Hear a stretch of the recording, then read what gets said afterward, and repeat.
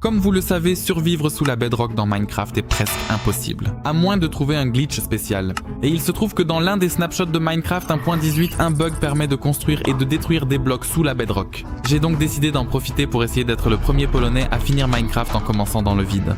La seule règle est que je ne peux pas détruire la bedrock ni utiliser de perles de l'Ender pour m'en sortir. Mais pour que ce ne soit pas trop facile, je joue en mode hardcore, donc si je meurs, je perds automatiquement tout le défi.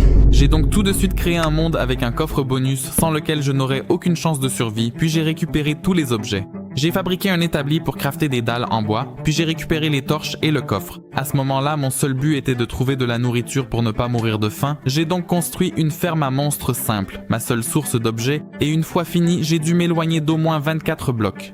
Mais pour ne pas gaspiller de ressources précieuses, j'ai placé une dalle tous les 2 blocs. Malheureusement, c'était risqué car je pouvais tomber dans le vide à tout moment. Mais ça m'a permis d'économiser des matériaux et quand les premiers monstres sont apparus, je suis retourné à ma ferme pour les éliminer et récupérer des objets utiles. Mon prochain objectif était d'avoir un villageois. Mais je devais d'abord agrandir considérablement ma ferme à XP pour augmenter les chances d'apparition d'un zombie villageois et obtenir les objets requis pour sa transformation. Pour ça, j'avais besoin d'araignées et de squelettes pour récupérer du fil et des os, afin de fabriquer des blocs de laine et d'os. Pendant quelques heures, j'ai tué des monstres et quand j'en ai eu assez, j'ai crafté des blocs de laine et d'os pour agrandir et améliorer ma ferme à XP. Une fois que tout était prêt, j'ai pu m'occuper du villageois. J'ai pensé que le mieux était d'attendre qu'un zombie villageois apparaisse, même s'il n'y a que 5% de chance. Mais ce n'était pas le plus dur, car il faut une pomme dorée et une potion de faiblesse pour la transformation. Pour la pomme, je l'avais déjà grâce au coffre bonus, et pour la potion, une sorcière pouvait m'en lancer une. Par contre, pour l'or, c'était plus compliqué car il n'y a aucune ressource sous la bedrock. Mais je me suis rappelé qu'on peut obtenir des pépites d'or en faisant fondre une armure ou une épée en or. Et il se trouve qu'il y a une petite chance qu'un squelette ou un zombie en porte une et la fasse tomber. Mais un autre problème s'est posé. Pour fondre l'armure, il me faut un four qui se crafte avec 8 blocs de pierre, ce qui était impossible à obtenir. Mais j'ai découvert une méthode très risquée qui, si ça se passe mal, pourrait me coûter la vie. J'ai quand même décidé de tenter le coup. J'ai fabriqué un bateau, j'ai empilé 4 blocs et je suis monté dedans. Par chance, la couche de bedrock n'avait qu'une seule épaisseur à cet endroit précis, ce qui fait que je me retrouvais à la fois dans le vide et à la surface sans pour autant enfreindre les règles. Malheureusement, je ne pouvais pas bouger de là, mais je pouvais tout de même miner de la pierre sans aucun problème, même si la plupart des blocs étaient bien trop loin pour être ramassés. Une fois que j'ai eu miné toute la pierre possible, il fallait que je sorte de là. J'ai tout essayé, mais la seule solution était d'attendre 3 heures que le bateau disparaisse. Et quand le bateau a enfin disparu après 3 heures, j'ai commencé à améliorer et à reconstruire ma ferme à XP. Une fois que tout était prêt, j'ai recommencé à tuer des monstres pour obtenir les 8 lingots d'or nécessaires à la fabrication d'une pomme dorée. C'est pourquoi je me suis mis au travail, j'ai farmé l'XP et agrandi le broyeur à mobs, tout en faisant fondre les pièces d'armure en or. Et enfin, après de longues heures épuisantes à tuer des mobs, j'ai fondu le dernier morceau d'or, je l'ai transformé en lingot et j'ai fabriqué une pomme dorée. Ensuite, je devais trouver une sorcière, alors j'ai attendu un peu et quand je l'ai vue, j'ai dû tuer tous les autres mobs pour qu'elle se retrouve seule. Malheureusement, ce n'était pas facile et je devais être très prudent car l'épée a une large portée et j'aurais pu tuer la sorcière par accident. Mais après quelques minutes à éliminer prudemment les mobs, la sorcière s'est enfin retrouvée seule. Mais malheureusement, enfermer la sorcière n'était pas si simple car elle n'arrêtait pas de me lancer des potions. Mais j'ai finalement fini par l'emprisonner. Et maintenant, je devais absolument trouver un villageois zombie. Alors j'ai attendu patiemment et quand il est enfin apparu, j'ai dû retuer tous les autres mobs aux alentours. Après quelques longues minutes, quand il n'y avait plus aucun autre mob, j'ai dû l'enfermer. Mais cette fois-ci, la sorcière m'a vraiment gêné et j'ai même failli mourir à cause d'elle. Heureusement, après une course-poursuite assez intense, j'ai réussi à l'enfermer.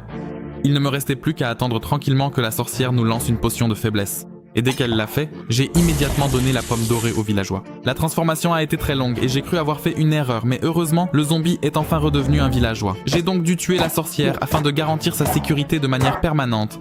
Puis j'ai fabriqué un métier à tisser pour qu'il devienne un berger et puisse enfin m'échanger régulièrement des émeraudes contre de la laine.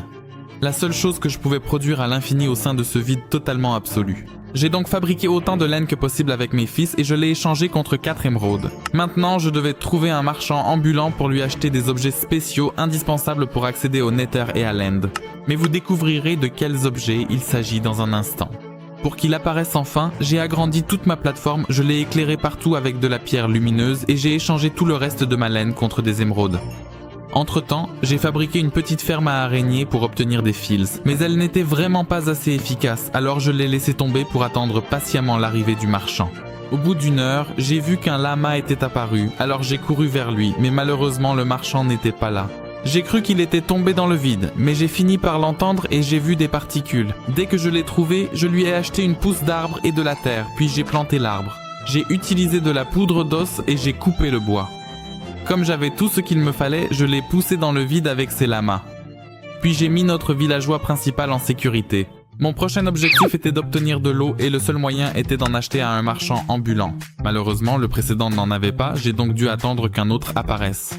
Et après environ 1 heure d'attente, j'ai enfin aperçu un marchand. Je suis allé l'enfermer et j'ai vérifié s'il avait de l'eau. Comme c'était le cas, j'ai recommencé à farmer les araignées pour obtenir des émeraudes et acheter l'eau. Mais ma ferme n'était pas assez productive pour toute la laine qu'il me fallait, j'ai donc décidé d'en construire une plus grande et plus performante. Mais pour ça, je devais d'abord descendre en dessous du 24e bloc. Théoriquement, avec les objets que j'avais, c'était impossible. Mais j'ai trouvé une petite astuce avec des trappes qui me permettaient de poser un bloc un cran plus bas. Malheureusement, c'était vraiment très difficile et ça m'a pris environ une bonne demi-heure. Mais une fois positionné sur la bonne case, j'ai enfin attaqué la ferme à XP tout en récoltant le bois nécessaire. Et comme je n'avais pas d'eau à ce moment-là, j'ai utilisé des trappes à la place, ce qui marchait tout aussi bien, et pendant les heures suivantes, je suis resté à tuer des mobs, récupérant au passage des perles de l'Ender qui me serviront plus tard pour créer des yeux de l'Ender.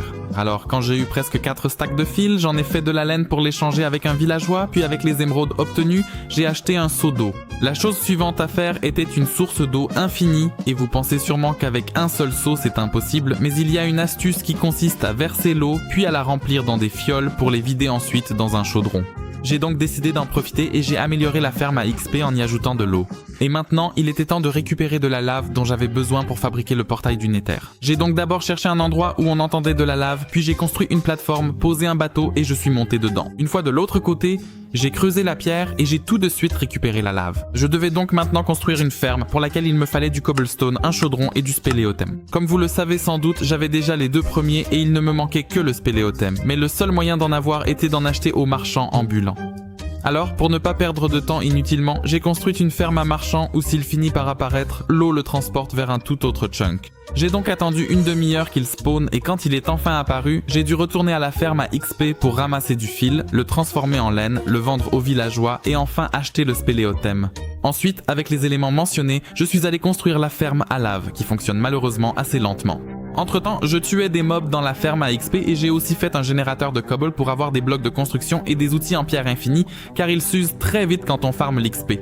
En plus, j'ai commencé à construire un stockage de lave à côté, que j'utiliserai plus tard pour faire le portail. Puis je suis retourné tuer des mobs pour récupérer du fer, notamment pour une armure, une épée et un bouclier, tout en récoltant la lave des chaudrons pour la transvaser dans le stockage. Et comme j'avais pas mal de fer grâce aux zombies, j'ai crafté un autre chaudron et construit une deuxième ferme à lave à côté pour gagner du temps et en obtenir 2 fois plus vite.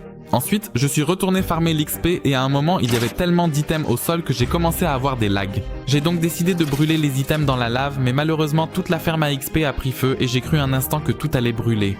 Mais heureusement, j'ai réussi à l'éteindre au tout dernier moment. Comme je me rapprochais du Nether, j'ai décidé de me procurer de la vraie nourriture pour ne plus avoir à manger de chair de zombie. Malheureusement, les animaux ne pouvaient pas encore spawn, alors j'ai fait une mini ferme à patates. Je plantais une patate, j'utilisais de la poudre d'os, je la récoltais. Et ainsi de suite jusqu'à avoir un total de plus de 2 stacks. Ensuite, pour les cuire, j'ai crafté des fumoirs et j'y ai mis les patates, et quand j'ai enfin eu assez de lave, j'ai commencé le portail du Nether et il a été prêt rapidement, il ne restait plus qu'à l'allumer. J'ai donc utilisé la technique de la lave et des planches, qui a heureusement fonctionné. Ensuite, j'ai récupéré toutes les perles, crafté une armure en fer, une épée, une hache, un bouclier et une pioche. J'ai rempli un seau d'eau, pris les patates cuites et je suis parti dans le Nether où j'ai d'abord miné de l'or pour troquer avec les piglins et obtenir de l'obsidienne, puis j'ai trouvé une forteresse, tué des blazes et je suis allé échanger avec les piglins en espérant avoir de l'obsidienne, mais je n'en ai pas eu beaucoup. Alors je suis allé chercher un bastion où les coffres contenaient pile la bonne dose d'obsidienne. J'ai donc fait un portail, rejoint l'Overworld et cherché une forteresse. Une fois le portail trouvé, j'ai mis tous les yeux de l'Ender et un instant plus tard, j'étais dans l'End. J'ai donc d'abord détruit tous les cristaux, puis j'ai commencé à affronter le dragon et enfin, après une lutte acharnée, je lui ai porté le coup final, devenant ainsi le premier Polonais à terminer Minecraft en ayant commencé dans le néant.